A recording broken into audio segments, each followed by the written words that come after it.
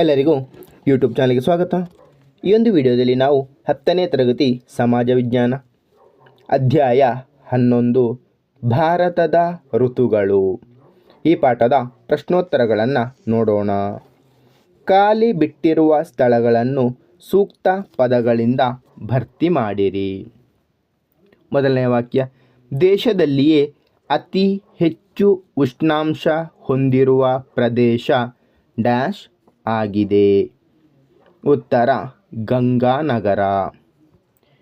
ಎರಡನೇ ವಾಕ್ಯ, ಸ್ಥಳೀಯ ಉಷ್ಣಾಂಶ ಹಾಗೂ ಪ್ರಚಲನ ಪ್ರವಾಹಗಳಿಂದ ಉಂಟಾಗುವ ಮಳೆ ಡ್ಯಾಶ್. ಉತ್ತರ ಪರಿಸರಣ ಮಳೆ.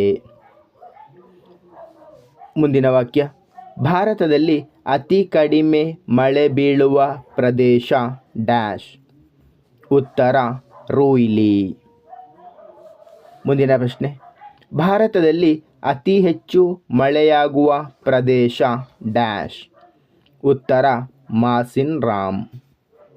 ಮುಂದಿನ ಭಾಗ, ಕೆಳಗಿನ ಪ್ರಶ್ನೆಗಳಿಗೆ ಸಂಕ್ಷಿಪ್ತವಾಗಿ ಉತ್ತರಿಸಿ. ಮೊದಲನೇ ಪ್ರಶ್ನೆ, ಭಾರತವು ಯಾವ ಬಗೆಯ ವಾಯುಗುಣವನ್ನು ಹೊಂದಿದೆ? ಉತ್ತರ, ಭಾರತವು ಉಷ್ಣವಲಯದ ಮಾನ್ಸೂನ್ ಮಾದರಿಯ ವಾಯುಗುಣವನ್ನು ಹೊಂದಿದೆ. ಮುಂದಿನ ಪ್ರಶ್ನೆ, ಮಾನ್ಸೂನ್ ಮಾರುತಗಳ ನಿರ್ಗಮನ ಕಾಲದಲ್ಲಿ ಭಾರತದಲ್ಲಿ ಆವರ್ತ ಮಾರುತಗಳುಂಟಾಗಲು ಕಾರಣವೇನು?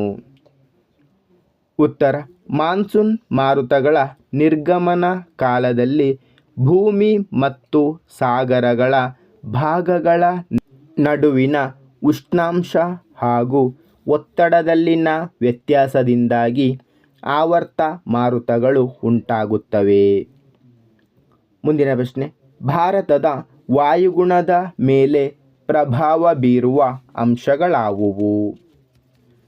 ಉತ್ತರ, ಭಾರತದ ವಾಯುಗುಣದ ಮೇಲೆ ಪ್ರಭಾವ ಬೀರುವ ಅಂಶಗಳು ಅಕ್ಷಾಂಶ, ಸಮುದ್ರ ಮಟ್ಟದಿಂದ ಇರುವ ಎತ್ತರ, ಸಾಗರಗಳಿಂದ ಇರುವ ದೂರ, ಮಾರುತಗಳ ದಿಕ್ಕು, ಪರ್ವತ ಸರಣಿಗಳು ಹಬ್ಬಿರುವ ರೀತಿ, ಸಾಗರ ಪ್ರವಾಹಗಳು.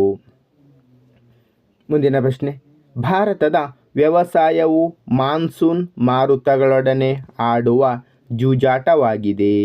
ಚರ್ಚಿಸಿರಿ. ಉತ್ತರ, ಭಾರತದ ಜನತೆಯ ಪ್ರಧಾನ ಉದ್ಯೋಗವು ವ್ಯವಸಾಯವಾಗಿರುವುದರಿಂದ ನೈಋತ್ಯ ಮಾನ್ಸೂನ್ ಮಾರುತಗಳು ದೇಶದ ವ್ಯವಸಾಯವನ್ನು ನಿಯಂತ್ರಿಸುತ್ತವೆ. ಮಳೆ ವಿಫಲವಾದರೆ ಬರಗಾಲ ಬರುವುದು, ಅತಿ ಹೆಚ್ಚಾದಾಗ ಪ್ರವಾಹ ಉಂಟಾಗಿ ಪ್ರಾಣಹಾನಿ ಮತ್ತು ಆಸ್ತಿಗಳಿಗೆ ಹಾನಿ ಉಂಟಾಗುತ್ತದೆ.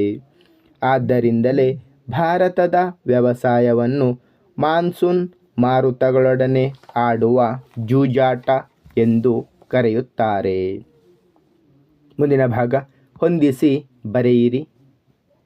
ಕಾಲ ಬೈಸಾಖಿ ಪಶ್ಚಿಮ ಬಂಗಾಳ, ಆಂದೀಸ್ ಉತ್ತರ ಪ್ರದೇಶ, ಕಾಫಿ ತುಂತುರು ಕರ್ನಾಟಕ, ಮಾವಿನ ಹೊಯ್ಲು ಕೇರಳ. ಧನ್ಯವಾದಗಳು. ಇಷ್ಟವಾದರೆ ಲೈಕ್ ಮಾಡಿ, ಶೇರ್ ಮಾಡಿ. ಹೆಚ್ಚಿನ ವಿಡಿಯೋಗಳಿಗಾಗಿ ಚಾನಲನ್ನು ಉಚಿತವಾಗಿ ಸಬ್ಸ್ಕ್ರೈಬ್ ಮಾಡಿ.